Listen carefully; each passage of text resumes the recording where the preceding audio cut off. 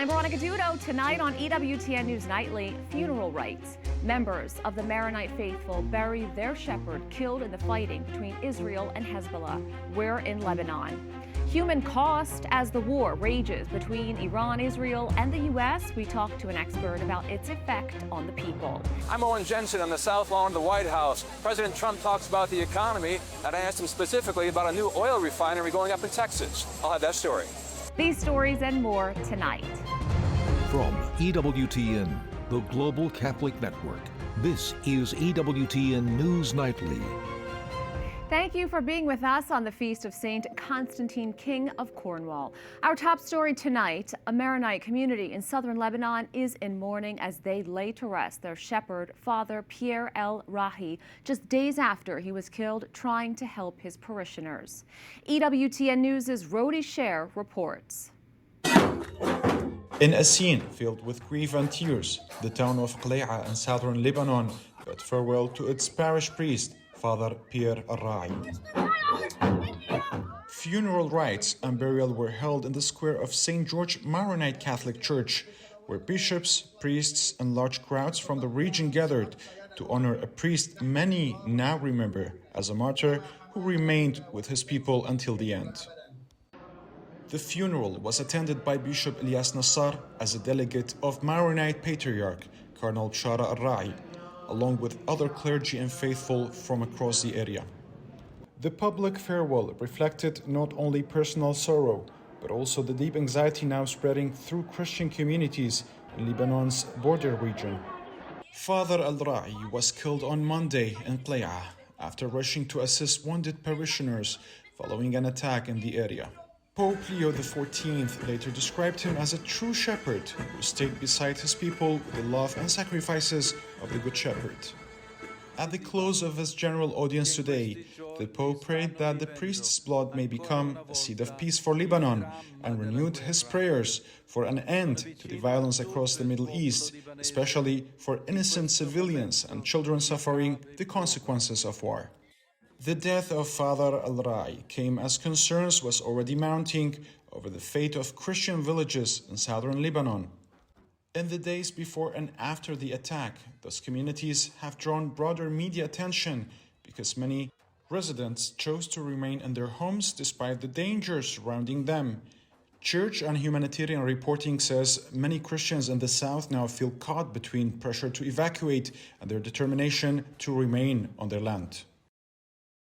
Against that backdrop, Lebanese Foreign Minister Youssef Raji contacted the Holy See Secretary of Relations with States to raise concerns about the situation in the south. According to multiple reports, Raji asked the Vatican to help preserve the Christian presence in those villages and to support efforts preventing residents from being forced off their lands. Archbishop Gallagher responded that the Holy See is pursuing diplomatic contacts amid halting the escalation and preventing displacement, while assuring that Lebanon remains in the prayers of Pope Leo. For the people of Qlei'a, the funeral of Father Pierre El Rahi was more than a burial. It became a final testimony to a priest whose death now stands as a symbol of both sacrifice and the uncertain future facing Lebanon's Christian in the south. For EWTN News, this is Rodi Sher. Cardinal Dominique Mathieu, the Archbishop of Tehran, Isfahan, has been evacuated to Rome following the emergency closure of the Italian embassy in Tehran, which serves as the site of both his residence and the diocesan cathedral. As military strikes intensify across the capital, the Belgium prelude was also forced to depart, leaving behind a dwindling community of just 2,000 Catholic faithful in a nation in the grips of conflict. With most foreigners now fleeing, only 4 religious sisters remain to care for the vulnerable. The Church is calling for urgent prayers as the entire region faces an uncertain future. Professor of International Relations at NYU, Iranian American scholar and a former political prisoner released as part of the 2015 Iran nuclear deal, Kian Tajbash is here to share his insight. Thank you so much for joining me. If we could first begin with Operation Epic Fury, it's underway. But before the mission started, how much of a threat was Iran to the United States? Well, I think there's a short-term and a long-term context that viewers should keep front of mind. First of all, it's my experience as a former political prisoner and a democracy activist that was held and detained in Evin Prison for over a year, including 8 months in solitary confinement under the IRGC. So I was up front and close and personal with the IRGC. So I got a sense of how committed they really are. The short-term context, which is important and brings us to today's conflict, is the fact that after October 7th, the Hamas attack on Israeli civilians, which was supported and funded by the Iranian regime, the rules of the game in the Middle East changed. The Iranian regime began to speak openly of changing its doctrine to go for a nuclear weapon because they felt it had been defenseless in the June war. And these two things together, I think, pushed the Western powers, United States and Israel, to have a sense of urgency that they would not wait for Iran to become a North Korea. And that's the short-term consequence, I think, that brought us to where we are today. Now, there are some reports that the new Ayatollah has been injured. I don't know if you have any additional information on that, but also, some Iranians do support the regime, many others do not. So what is the sentiment on the ground among people today? Well, I think amongst the group that support the regime, they are happy that a new supreme leader has been selected that represents continuity, both in the regime's external behavior and in their internal behavior. That is to say, the son of the former supreme leader will continue this antagonistic and aggressive policy against what they see as an illegitimate imperialist power, that is to say, the United States and Israel. And also, they are pleased that the regime will crack down on dissent within the society against anyone who wants to change the regime. So amongst that group, they, I think, are pleased that there is continuity in supreme leadership, although I suspect that they're wondering why they haven't heard from their new supreme leader, and it's possibly because he was injured in the Israeli strike. Now, religion plays a massive role in the regime and the government in Iran. What is life like for Christians now? Well, Christians in Iran have, ever since the beginning of the 1979 revolution, has been dire.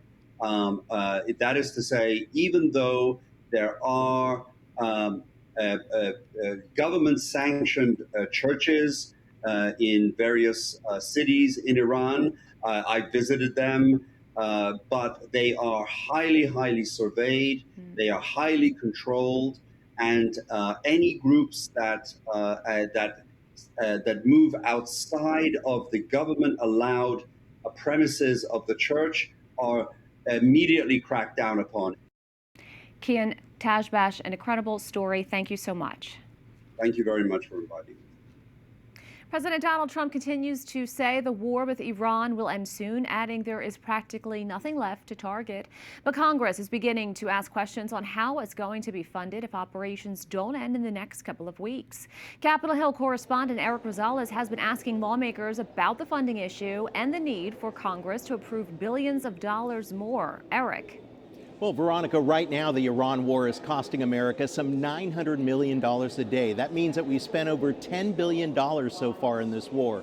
So is Congress ready to pony up even more for the war? Senate Majority Leader John Thune believes, at least for now, we're in good shape.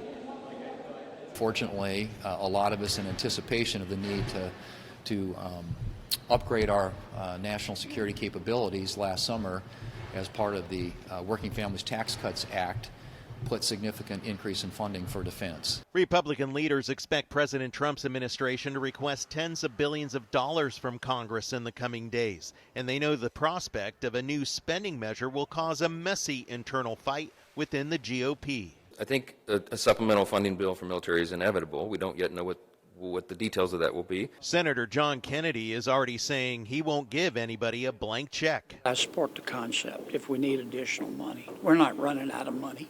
We're not running out of ammunition. Those are all rumors that were started by people that either oppose the president or love Iraq or Iran. Democrats are already speaking out against the idea. No more money. The one thing Congress has the power to do is to stop actions like this through the power of the purse. The military already has $1 trillion. President Trump is moving forward without any authorization of military force. Maybe Chairman Graham should introduce the legislation, bring it to the floor, and give the president what he wants. I've not seen any of my Republican colleagues have the courage to do that. No matter what the cost is, Senator Lindsey Graham says the end game has to include a regime change for Iran, and Iran's new supreme leader must be taken out. This Ayatollah is a religious Nazi. He's the son of the original Ayatollah. There cannot be a successful outcome in epic fury if people like that are still in charge. Democrats say that they want answers, and they are demanding military leaders hold public hearings up here on Capitol Hill about the war. Now, a group of Senate Democrats are even vowing to force a series of war power votes to block any further military action in Iran unless Trump's cabinet members testify. Now, Republicans say that the president has full authority under the Constitution to conduct these operations, and add it's only been 12 days since the war began. Veronica? Hey, Eric, switching gears, I understand there are new threats against the United States. Can you tell us about that new development? Yeah, the FBI just put out these new warnings to police departments in California that Iran could retaliate for American attacks by launching drones to West Coast cities. The FBI also included that Iran may be actually teaming up with Mexican cartels to use these drones to not only attack American forces, but also civilians near Mexican border towns. EWTN News Nightly reached out to the governor's office, and California Governor Gavin Newsom put out a statement saying, quote, that the governor's office of emergency services is actively working with state and local federal security officials to protect our communities. The FBI's warning said that the drones would be launched from an unidentified vessel off the coast of the United States, but did not specify when or how such a ship could get that close to attack us here. Now, authorities are on high alert all throughout the country, and specifically right here in Washington, D.C. Veronica? Thanks, Eric.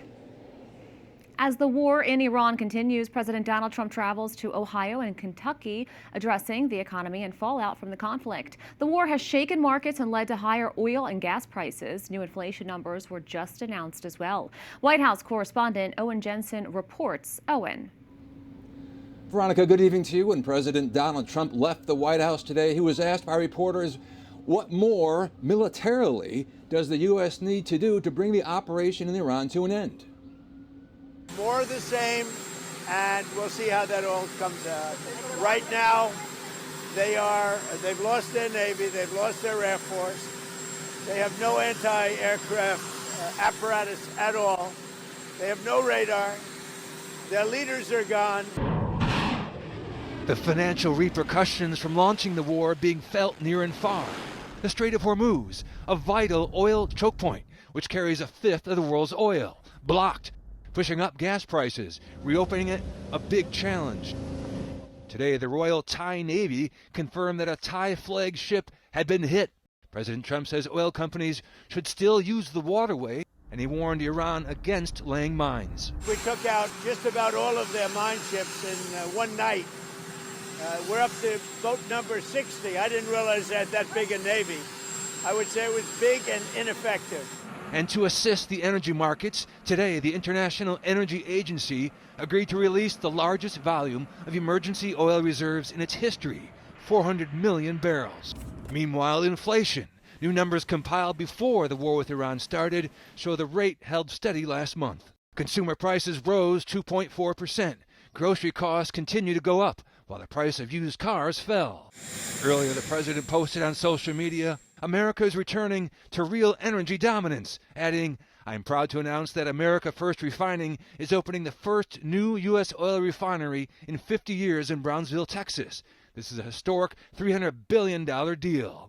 And as he left for Kentucky, I asked the president directly about that. The new oil refinery going up in Brownsville, Texas. What do you want Americans to know about that? About what? About the new oil refinery going up in Brownsville, Texas. Great. going to be the greatest anywhere in the world. There's never been anything like it. It's great that it's going up in Texas. You know, it's very hard to get refineries done. This will be like nothing else ever built. It's a great thing. Thank you for that question. And later, while on a tour of a pharmaceutical company, he tells reporters, Prices are coming down very substantially. Oil will be coming down. And Veronica, also tonight, the FIFA World Cup. Iran says it will not be sending its soccer team here because of the war. Veronica? And Owen, Iran was scheduled to come to the U.S. to play, right? That's right, absolutely. They were supposed to play in June in Inglewood, California against New Zealand. Looks like that's not going to happen. Send it back to you. Correspondent Owen Jensen reporting tonight from the White House. Thanks, Owen. The Patriarch of the Chaldean Catholic Church in Iraq is stepping down after 13 years in the position. Cardinal Luis Rafael Sacco said he submitted his resignation to Pope Leo on Monday so he could dedicate himself to prayer, writing, and simple service. He says the Pope accepted the resignation. He also noted that he previously announced his intention to submit his resignation upon turning 75, but Pope Francis encouraged him to stay. Ordained a priest in 1974 for the Chaldean Archdiocese of Mosul, Iraq, he eventually became bishop in 2003. In 2018, Pope Francis elevated him a cardinal. Last May, he was the first Chaldean Catholic Patriarch ever to participate in a papal conclave. We have a lot more still to come on EWTN News Nightly. New proposal. We speak to a Catholic lawmaker who's leading a new immigration bill, how she integrates faith and policy. And a Catholic composer receives a rare award for his musical masterpieces in Rome.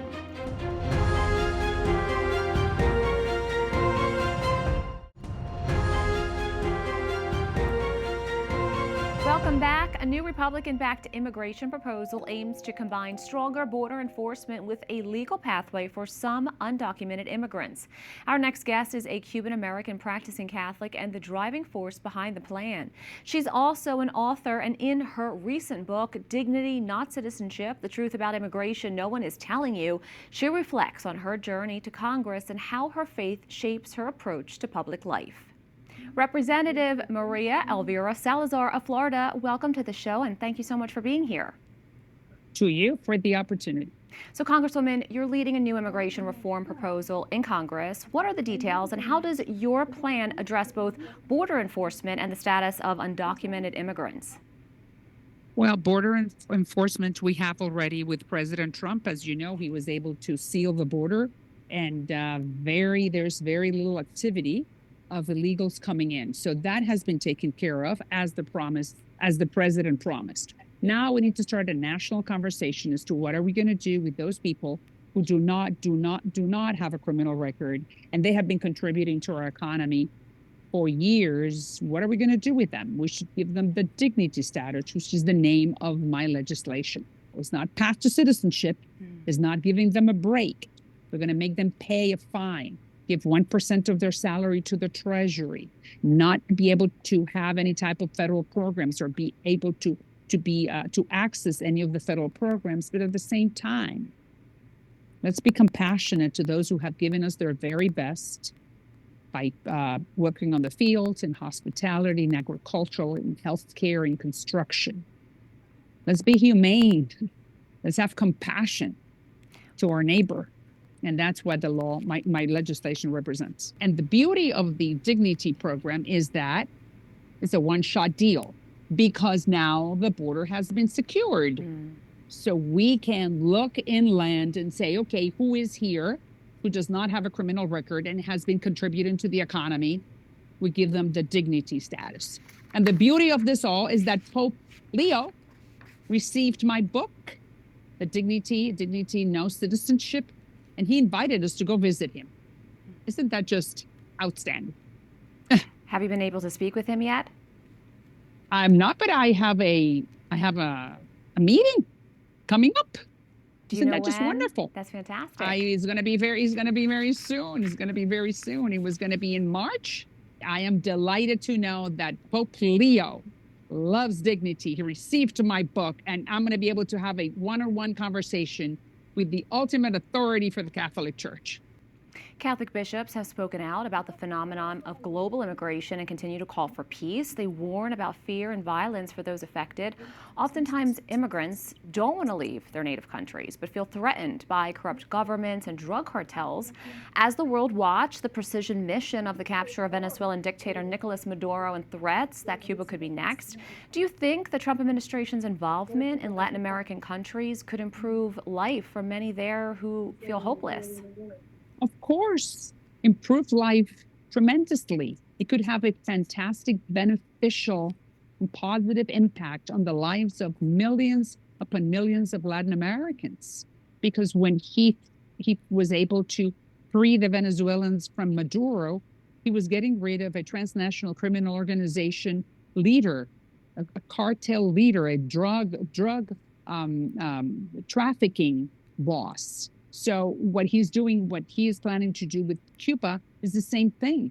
Cuba is the mothership of evil in the Western Hemisphere. So the fact that we know that there are talks and conversations between that evil empire, evil regime, and the Trump administration, we're delighted because Trump has good intentions. And that's what we need in the Western Hemisphere. Leaders that will liberate people for them to be free, to pray and to gather and to speak and to vote and to travel. Representative Salazar, thank you so very much. My love to you, and thank you very much for wanting to give us this opportunity. Up next on EWTN News Nightly, contemporary composer, a world-renowned composer, is honored for his sacred music. Can you recognize it?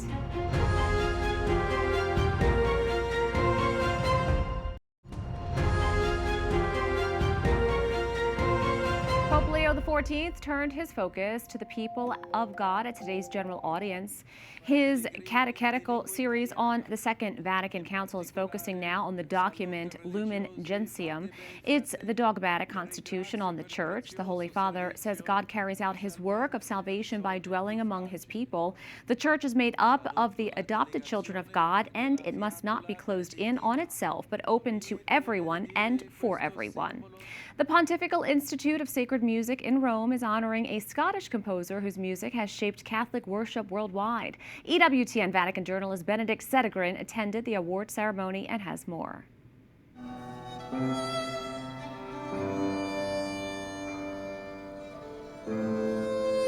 He is one of the most important Catholic composers of our time. In recognition of his outstanding contributions to sacred music, the Pontifical Institute of Sacred Music in Rome has now conferred an honorary doctoral degree upon the Scottish composer Sir James Macmillan. Coming from a Pontifical Institute, it is more than just a degree. It is a recognition that an artist's work has served the Church's mission. The Institute was founded in 1911, and since then we have only conferred 29 doctorates honoris causa. So, Sir James Macmillan is the 30th one. So it's a very rare thing that we give, and a very rare honor that we confer on distinguished members of the music society that are distinguished ambassadors for sacred music. Macmillan's music has been featured at royal and state occasions, as well as major Catholic events, including Pope Benedict XVI's visit to the UK and John Henry Newman's beatification in 2010.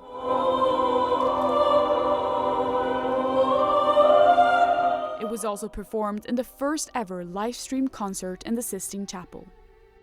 Macmillan was knighted in 2015 and awarded the King's Medal for Music in 2025 for his services to music, and has often spoken publicly about the role of faith in composing music. And as a Catholic composer, I've seen and heard the way that music is used for our liturgical prayers ever since I was a little boy, and that is a very special vocation for a composer.